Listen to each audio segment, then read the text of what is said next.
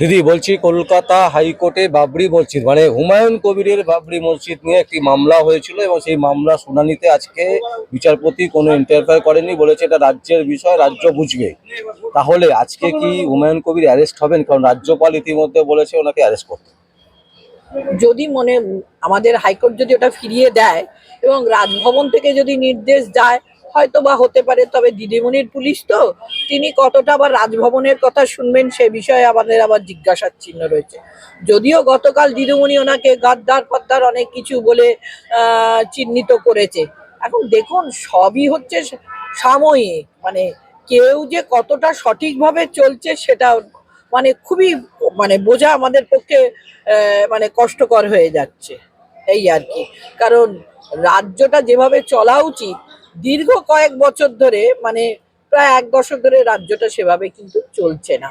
এটা একটা চাপানুতরের রাজ্য চলছে, ওকে বলছে ওকে বলছে, সঠিক দিশায় এখানে না আছে শিক্ষা, না আছে স্বাস্থ্য, না আছে চাকরি, না আছে কিছু। সামাজিক অবস্থানের অবক্ষয় হচ্ছে, অথচ এই রাম মন্দির, বাবরি মসজিদ, কোথায় জগন্নাথ মন্দির, এই নিয়ে আমরা নেচে আছি, খেলা মেলা ভেলা এই উৎসব। এতে আর কি হবে? জনগণ এদেরকে রাখতে চায়, জনগণ কবে বুঝবে আমরা জানি না। আমরা বিরোধিতা করছি, আগেও করে এসছি, এখনো করছি। আর হুমায়ুন কবিরের মতন একটা এলিমেন্টকে নিয়ে এত মাথার যন্ত্রণার কারণ আমি তো বুঝতেই পারছি না। কারণ তিনি তো সঠিক লোকই নন। উনি না, একজন মানুষ হিসেবেই সঠিক নন। উনি প্রথম থেকেই তার গায়ে গদ্দার তাগমাটা লেগে রয়েছে। যে অধীর চৌধুরী ওনাকে প্রজেক্ট করেছিলেন এই রাজনীতিতে, যার হাত ধরে উঠেছিলেন, তার সঙ্গেই উনি বিরোধিতা করেছেন। এরপরে উনি তৃণমূলে গেলেন, আবার তৃণমূল থেকে একবার বিজেপিতে গেলেন, বিজেপি থেকে আবার তৃণমূলে এলেন। আবার তৃণমূলের সঙ্গে বোধহয় খামের অভাব হয়েছে, আবার হয়তো বিজেপির কেউ ওনাকে খাম পাঠিয়েছেন। এখনকার রাজ্য সভাপতি বা বিরোধী দলনেতা বা পূর্বতন রাজ্য সভাপতি হয়তো ওনাকে খাম পাঠিয়েছেন যে জায়গাটাকে উত্তাল করে না রাখলে এই একে তো বিজেপির একটা হচ্ছে ওই রাম আর রহিমকে নিয়ে একটা যুদ্ধ বাঁধিয়ে দেওয়ার তাল সবসময় থাকে। এখন সেই যুদ্ধটা সামনে 26-এর ভোট, সেইটা করছেন কিনা আমার জানা নেই। বলছি, হুমায়ুন কবির হঠাৎ করে বাবরি মসজিদ করার ইচ্ছেটা হলো কেন? কোন প্রসঙ্গে? জগন্নাথ মন্দির যেহেতু দিদিমণি স্থাপন করেছেন, তো ওনার ইচ্ছেও হয়েছে রহিমকে রক্ষা করতে একটা মসজিদ স্থাপন করব। এবং সেটা প্রচ্ছন্নভাবে কারোর মদত না থাকলে এত দূর সাহস মনে হয় হুমায়ুন কবিরের হতো না। কারণ বাবরি মসজিদ ভাঙা হয়েছে অনেক দিন আগে, এবং তারপরে রাম মন্দিরও প্রতিষ্ঠা হয়েছে অনেক দিন আগে। তখন কিন্তু ওনার এই বাবরি মসজিদ প্রতিষ্ঠা করার কথা মুর্শিদাবাদে মনে হয়নি। তো হঠাৎ যেই জগন্নাথ মন্দির দীঘায় প্রতিষ্ঠা হলো, আমার মনে হয় যতদূর সম্ভব আমার রয়েছে, তারপরেই ওনার ইচ্ছা হয়েছে যে বাবরি মসজিদ ওখানে প্রতিষ্ঠা করবে। এখন আমি জানি না যে এইগুলো করে মানুষের ওনারা কতটা উপকার, একজন এমএলএ বা এমপি মানুষের ভোটে জয়ী হয়ে মানুষের কতটা উপকার এই মন্দির মসজিদগুলো রাখবে। ভিক্ষাপাত্র হাতে নিয়ে ওখানে বসে থাকলে অনেকে ভিক্ষা পাবেন, কিন্তু কজনের চাকরি হবে বা কোনো সংসার একটা বা কতজনের শিক্ষার সংস্থান হবে, আমার তো সেটা মনে হয়। আচ্ছা, হুমায়ুন কবিরকে দল থেকে সাসপেন্ড করেছেন মমতা ব্যানার্জি, পুরো বিষয়টা কি একটা নাটক না কি? আমার তো মনে হয় চারিদিকেই দেখছি ওর সঙ্গে ঝগড়া করলেন, যাকে যখন পোষাচ্ছে না সাসপেন্ড করছে, আবার দিব্যি তাদেরকে নিয়ে আসছেন। জেলে থাকলে তার মন্ত্রীর চাকরিটা রয়ে যাচ্ছে, আবার কারোর জেলে থাকলে মন্ত্রীর চাকরি চলে যাচ্ছে। হেন কি বলবো, এটা একটা না সরকার, না সরকারের মন্ত্রীগুলি একটাও কেউ মনে হয় না পশ্চিমবঙ্গের ভালো চায়, যার জন্য এইসব নাটকবাজি করে মানুষগুলোকে খেপিয়ে রেখে দেয়া, এই আর কি, আর কিচ্ছু না। যে পেটের ভাত চাইবার তোমার সময় নেই, এইগুলো নাটকগুলো দেখে সুন্দরভাবে নিজের জীবন কাটাও, বুকা পেটে তোমরা শুয়ে পড়ো, এই তো এদের মমতা ব্যানার্জি বিরোধিতা করছে, কিন্তু বারবার দেখা যাচ্ছে যে হুমায়ুন কবিরের বিরোধিতা করছে, এইটা কি? মমতা ব্যানার্জি যদি সত্যিকারের বিরোধিতা গুলো সাসপেন্ড কেন, দল থেকে একদম বলে দিক যে এদের সঙ্গে আমার দলের সঙ্গে কোনো সম্পর্ক নেই, সে কথাটা কেন বলছেন না? বা তাকে যখন দেখছেন যে হ্যাঁ অনেক রকম ক্রিয়াকলাপ করছে যেটা রাজ্যের পক্ষে ক্ষতিকারক, তাহলে তাকে কেন আইনগত ব্যবস্থা তার প্রতি নেওয়া হচ্ছে না? এখনো অবধি তাকে কিভাবে ঠেকিয়ে রেখে দিয়েছে এটা তো বুঝতে পারছি।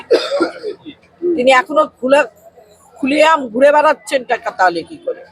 এত বিরোধিতা করে, এত ওনার সঙ্গে কনফ্রন্টেশনে গিয়ে এত রকম রাজ্যের ক্ষতি করে কি করে উনি থাকছেন আমি তো বুঝতে পারছি না। আচ্ছা, আশ্চর্যজনকভাবে আমরা দেখতে পাচ্ছি বিজেপি কংগ্রেস এরা কিন্তু চুপ। কি কংগ্রেস কি করবেন বলুন তো? কংগ্রেস এগুলো চায় না। কংগ্রেসের কাছে রামের গলাটা কাটলেও যতটা ক্ষতি, রহিমের গলাটা কাটলেও ততটা ক্ষতি। হিন্দু মুসলমান শিখ ইসাই সবাইকে নিয়েই হচ্ছে এই ভারতবর্ষ। তা ভারতবর্ষের যে কোনো মানুষের ক্ষতি মানেই কংগ্রেসের ক্ষতি বলে আমরা মনে করি। যে কোনো সম্প্রদায়ের ক্ষতি মানেই কংগ্রেসের ক্ষতি। সেখানে একটা দল রাম রহিমকে নিয়ে রামকে নিয়ে নাচানাচি করে, একদল রহিম রহিম বলে নাচানাচি করে, অথচ বলে আমরা সেকুলার, আমরা নাকি সকলের জন্য রয়েছি। এই যদি যুদ্ধ খেলা চলে তা কংগ্রেস সেখানে কি বলবে? কংগ্রেস তো ক্ষমতায় নেই যে কংগ্রেস এর প্রতি নেবে। কংগ্রেস বিরোধী হিসেবে যতটা করার দরকার নিশ্চয়ই করছে। কি ওই রকম লোকেদের মানে যত বেশি প্রচারের আলোতে আনা হবে, ওনার সম্পর্কে বলা মানেই প্রচারের আলোতে আনা, যত বেশি এদেরকে প্রচারের আলোতে আনা হবে তত বেশি বাংলার ক্ষতি, তত বেশি ভারতবর্ষের ক্ষতি আমি মনে করি। এই সব এদেরকে একদম প্রচারের আলো থেকে শতযোজন দূরে রাখা উচিত। এবং সাংবাদিকদেরও বলবো এইসব ক্ষুদ্র বিষয়গুলি নিয়ে না দেখে ভারতবর্ষের কটা মানুষ ভুকা পেটে শুচ্ছে সেই দিকটাই আগে দেখুন। ভারতবর্ষের কটা ছেলে ড্রপ আউট হচ্ছে সেটা দেখুন। ভারতবর্ষের ব্রেন কেন অন্য জায়গায় চলে যাচ্ছে সেটা দেখাও, আমার মতে বলে। কিন্তু এই বাবরি মসজিদ নিয়ে যদি কালকে ধাক্কা লাগে, ধরুন 6 তারিখে বলেছে শিলান্যাস করবে, একদল বলছি করতে দেবো না, একদল বলছে করতে দেবো, এবং এই নিয়ে যদি একটা ঝামেলা তৈরি হয়। প্রথম কথা, উনি যদি নিজের জমিতে নিজে করেন কারোর কিছু বলার থাকে না। যদি বিশাল একটা অংশ অ্যাকোয়ার করে করব বলেন, ধান জমি যেখানে ফসলি জমি, আমি দেখলাম যেটা মনে হলো টিভিতে দেখে, এটা ফসলি জমি। ফসলি জমিতে যদি উনি বাবরি মসজিদ করতে যান, যারা জমি দান করছে তারা যদি করে থাকেন তাহলে আমাদের কিছু বলার থাকে না। সেইটার ব্যাপার দেখবেন যারা ল্যান্ড অ্যাকুইজিশনের লোক বা ল্যান্ড রিফর্মসের যারা বসে রয়েছেন তারা দেখবে যে কনভার্সন সেই জমিকে করা যায় কিনা, বা কনভার্সন করলে কতটা প্রকৃতির ক্ষতি বা ভারসাম্যের ক্ষতি হয় সেগুলো তারা দেখে বলতে পারবেন। তো সেক্ষেত্রে তো আমাদের কিছু বলার নেই। এবং সর্বোপরি এখানকার যে শাসন ব্যবস্থা, প্রশাসন, তারা বলবে। আমরা শুধু বলতে চাই ভাই রাম রহিমকে নিয়ে নাচানাচি করে এখানে যারা চলে গেছে তাদেরকে নিয়ে নাচানাচি করো না। যে রামটা জীবিত রয়েছে, যে রামটা জন্মের পর রাস্তায় ওই আস্থা কুড়ে পড়ে থাকে, যে রহিমটা খেতে পায় না আস্থা কুড়ে পড়ে থাকে, তাদেরকে বাঁচানোর চেষ্টা করো, তার জন্য কিছু করো। মন্দির মসজিদ করে কিচ্ছু হবে না, আমরা এইটুকুই বলতে পারি, এর বেশি কিন্তু এইভাবে ইতিহাসের বাবরের নাম নিয়ে মসজিদ করা যায় এইভাবে, মানে যে যখন যা খুশি মনে করবে, কালকে হয়তো আরেকজন এখন মনে করবে। ইতিহাস তো বিকৃত আজ থেকে হচ্ছে না, 2011 সাল থেকে ইতিহাস বিকৃতি চলছে। 2014 সালে আরো বেশি বিকৃত করে চলেছেন এই আমাদের আপনাদের গেরুয়া সরকার এসে। ও তো পারলে ভারতবর্ষের পতাকাটাকে ওনারা বদলে গেরুয়া করে দেন, ফাগুয়া ঝান্ডা করে দেন। ফাগুয়া ঝান্ডার অর্থটা কি ছিল শিবাজী মহারাজের, সেটাকেই ওনারা পরিবর্তন করে দিচ্ছে। দেখছেন না, ইতিহাস বিকৃত করার জন্যেই একজন মানুষকে ছোট করব বলে আর একজন মানুষের বড় একটা, কিন্তু এটা বুঝলেন না যে সর্দার বল্লভভাই প্যাটেলের সঙ্গে গান্ধীজির কত হৃদ্যতার সম্পর্ক ছিল। উনি গান্ধীজির নামে গালাগাল দিচ্ছে, গান্ধীজির দুটো একটা চশমাকে নিয়ে ওনারা অ্যাডভার্টাইজমেন্ট দিচ্ছেন, অথচ গান্ধীকে গালাগাল দিচ্ছেন, গান্ধীর উত্তরসূরিদেরকে গালাগাল দিচ্ছেন। তাই এদের কি বলবেন? ইতিহাস বিকৃত তো স্তরে স্তরে হয়ে গেছে।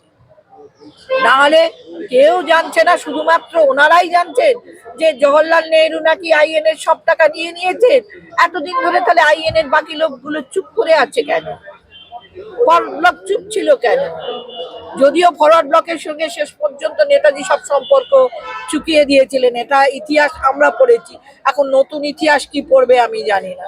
তাই এই ইতিহাস বিকৃত করা যাদের স্বভাব, তাই তার একটা ইতিহাস বিকৃত হবে, এই আর কি। মুর্শিদাবাদেরও ইতিহাস দেখুন না, আর দুদিন পরে এখানে জানি না ক্ষমতা এলে যে মুর্শিদাবাদের নামটা বদলে দেবে, আমাদের কলকাতার নামও বদলে দিতে পারে। এমনিতেই তো ক্যালকাটা থেকে কলকাতা হয়েছে, পশ্চিমবঙ্গ থেকে শুধু বাংলা হয়েছে, আবার কি কি করবেন আমি জানি না। নাম পরিবর্তন করলে বা ইতিহাস পরিবর্তন হয়ে যায় আমার তো জানা নেই। আমি খুব ক্ষুদ্র মানুষ, আমার লেখাপড়া খুব অল্প, ওনাদের মতো অত বড় বড় লেখাপড়া আমার নেই, হয়তো ডিগ্রিধারী আমি নই। তবে বলবো যেটা সঠিক ইতিহাস বিকৃত না করে মানুষের কাছে পরিবেশন করো, মানুষ যাতে সঠিকভাবে জানতে পারে। আমি বিকৃত করে আমি মহান হব, এটা মনে হয় সঠিক হবে না। আর হুমায়ুন কবির এটা ওনাকে দিয়ে করানো হচ্ছে, যেহেতু জগন্নাথ মন্দির প্রতিষ্ঠা হয়েছে এবং জগন্নাথ মন্দির প্রতিষ্ঠা হওয়ার ফলে মুসলমান সম্প্রদায় দিদির থেকে একটু হয়তো মুখ ফিরিয়ে নেবে, তাই কোনো মতে হুমায়ুনকে দিয়ে এটাকে করানো। এবং এই যে লাটালাটির মধ্যে বিজেপিও দেখছে যে না, এদের মধ্যে লাটালাটিটা করানো হোক, ফলে বিজেপিরও এক অংশ ওনাকে সাহায্য করছে, যার ফলে এটা হচ্ছে। মানে ড্যামেজ কন্ট্রোল। অবশ্যই ড্যামেজ কন্ট্রোল তো বটেই, যার জন্যই তো এইটা দেখলেন না, এখানে ড্যামেজ কন্ট্রোল করার জন্য আজকে আমার এখানে কি অবস্থা হলো। উনি বলেন যে মমতা ব্যানার্জি না বললে তৃণমূলের ভেতরে অন্দরে একটা হাওয়াও ওঠে, ঢোকে না, বেরোয় না। তাহলে দিদিমণি যদি না যদি ইন্টারফেয়ার করতেন, তাহলে কি এখানে দুটো মানে তৃণমূলের দুটো দল দাঁড়াতে পারতো না, এখানে এইরকম রেজাল্ট হতো? তাহলে